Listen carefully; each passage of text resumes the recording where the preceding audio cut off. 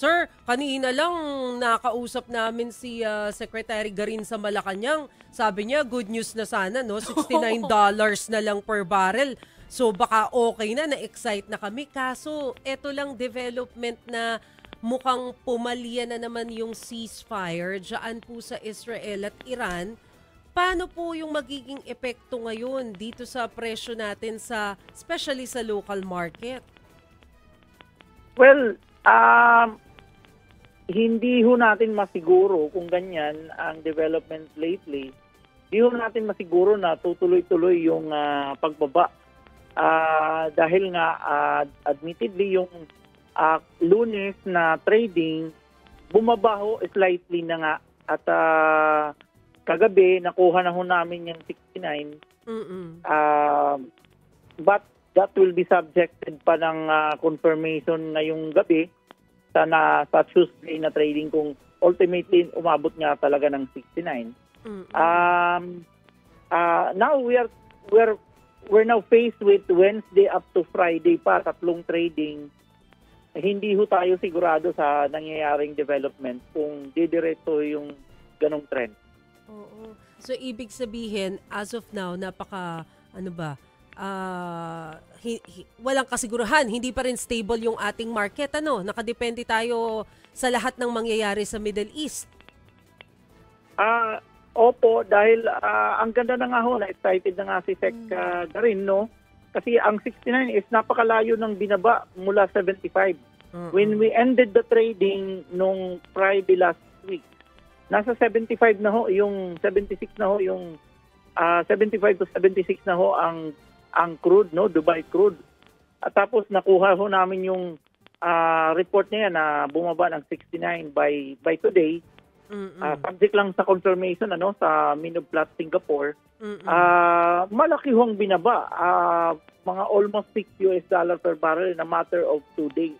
Ngayon, titingnan ho natin yung Wednesday to Friday kasi sana hindi mabawi yung $6 per barrel. Malaking tulong na ho yung binaba na yun. Sana nga, Pero, sir, of course, nandyan pa rin po yung banta ng pagsasara ng Strait of Hormuz na alam naman natin, parang tama ba, 1.5% kasi nung oil galing po sa Iran. So, gaano kalaki yung posibleng maging epekto nito sa oil industry sa atin particularly? Although may kinukuha ba tayo sa Iran? Wala naman yata tayo directly from Iran. Baka indirect, sir? Well, number one, wala pa hong actual supply disruption. Tuloy-tuloy lang ho ang Persian Gulf area ng export. Kung sakali Iran ho ang pag-usapan, ang export lang ho ng Iran is 1.57 million barrels per day as of nung 2024 na report, average niya. Ibig sabihin that around 1.53% ng global demand on a daily basis ng crude oil.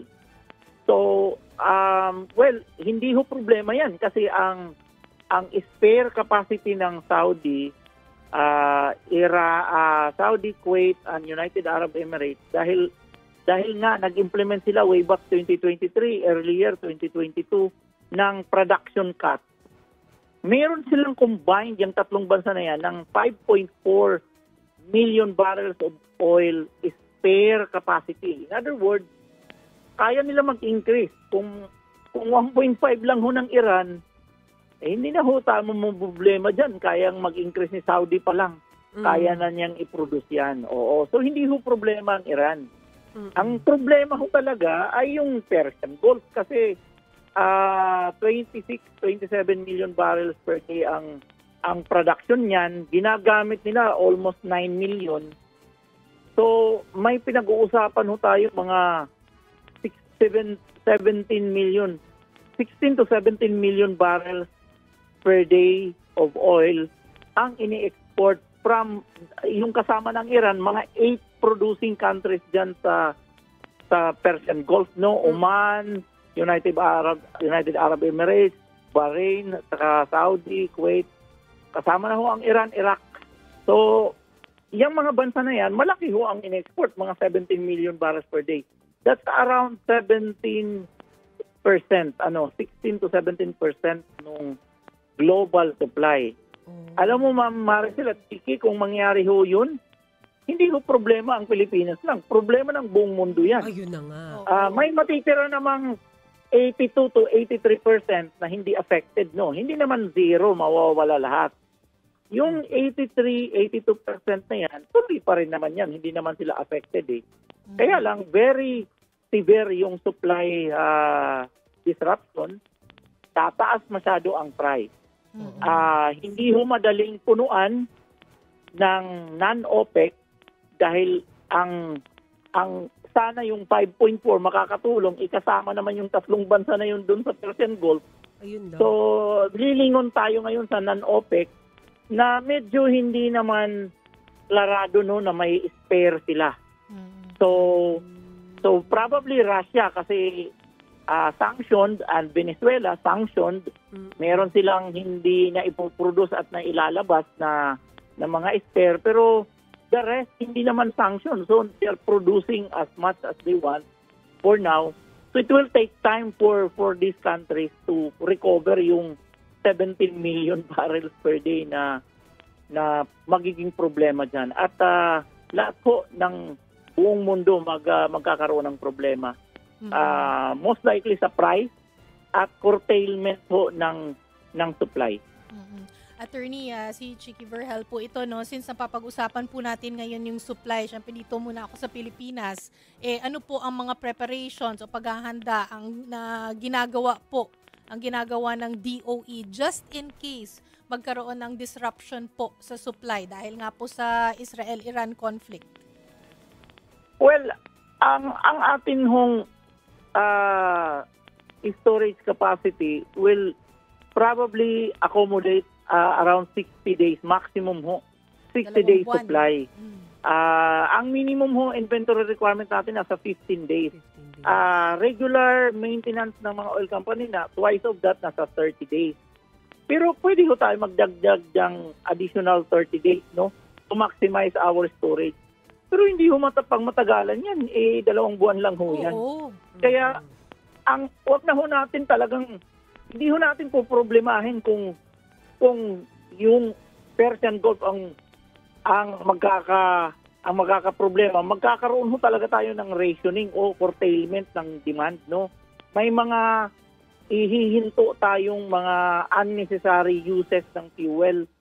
Kasi hindi ho kaya, wala ho tayong strategic petroleum reserve gaya ng US or Japan that they can hold on like 6 months ng supply. But even then, kahit may 6 months ka, iingatan mo na rin yan, no? Ngayon nga, ang atin lang, pwedeng maximize tayong like 2 months. Iingatan ho natin yan, but at the same time, mauubos ho talaga yan eventually. So, magkukurtail ho tayo, papasok ho tayo dun sa emergency mode at magkakaroon siguro tayo ng emergency load dyan at mayroon tayong prevent na unnecessary consumption. Attorney, since ang na-mention nyo na nga po no, na 2 buwan lang yun yung pang-emergency po natin. So we have to look forward, no? Narinig ko na meron naman pong mga other alternatives kung saan tayo kukuha ng oil, no? Like for example, kanina na-mention mo yung Russia, and of course there's US, Canada, there's Brazil po. Pero hindi po daw ganun ka-efficient kung magagaling doon. Since hindi po ganun ka-efficient, ano po ang magiging epekto nito dito po sa atin? Merong langis, pero hindi ganun ka-efficient. Well, unang-una ho, mag-aagawan. Pangalawa, of course, malayo-layo kasi tatawid ka na ngayon doon sa Northern Hemisphere countries like US, Canada, Mexico, Latin America, magkatabi lang yan doon sa Northern Hemisphere areas. So, magkakatabi na ho yan. Pababa ka lang ng konti. Latin America na, pinangunahan ng Brazil at saka ng Venezuela, no? Well, mayroon pang mas malayo, yung Africa. These are also members, most of them members ng OPEC, pero hindi naman sila affected dyan sa Persian Gulf. Yan ho ang ini-explain ni Secretary Gary na inefficient kasi ang lalayo ho talaga. So, ang ang effect niyan magmo-multiple times ang ating period of importation at madodoble din ho ang logistics requirement lalo na sa transport cost. Sir, puntahan ko naman yung subsidy kasi alam naman po natin sa batas natin na kapag umabot na ng $80 per barrel yung presyo ng petrolyo sa world market, yan yung nagtitrigger ng fuel subsidy natin dito sa Pilipinas. Ito rin po ba ay basehan, pamantayan para pwedeng sabihin ng DOE na about time na kailangan namin ng emergency power through the President? Well, price is not the basis for the President to immediately declare national emergency.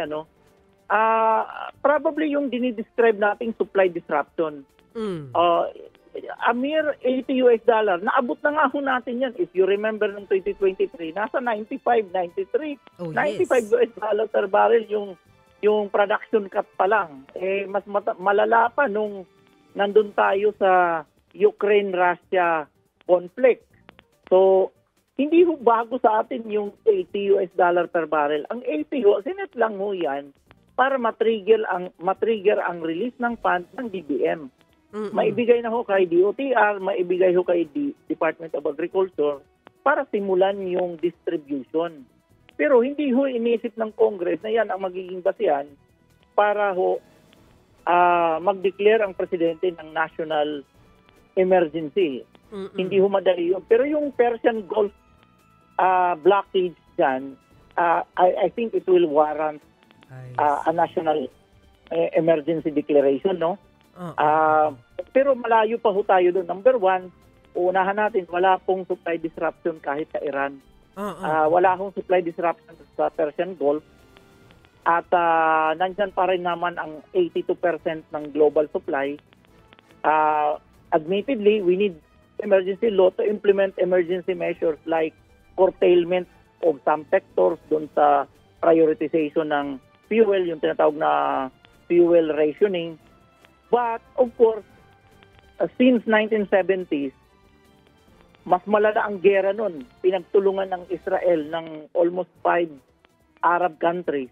Hindi lang ho isolated na parang ganito na Israel versus Hamas nagsimula, diretso sa nasali na sa Iran at nasali na rin sa US. But the rest of the Arabian countries dyan nakapaligid lahat, hindi naman ho participant. Mas malala pa ho ng 1970s. But even then, hanggang ngayon, mula noon, 1970s, wala hong nangyaring pagsasara dyan sa Persian Gulf. So, to avoid panic, no, hindi pa ho tayo nandun sa sitwasyon na yon.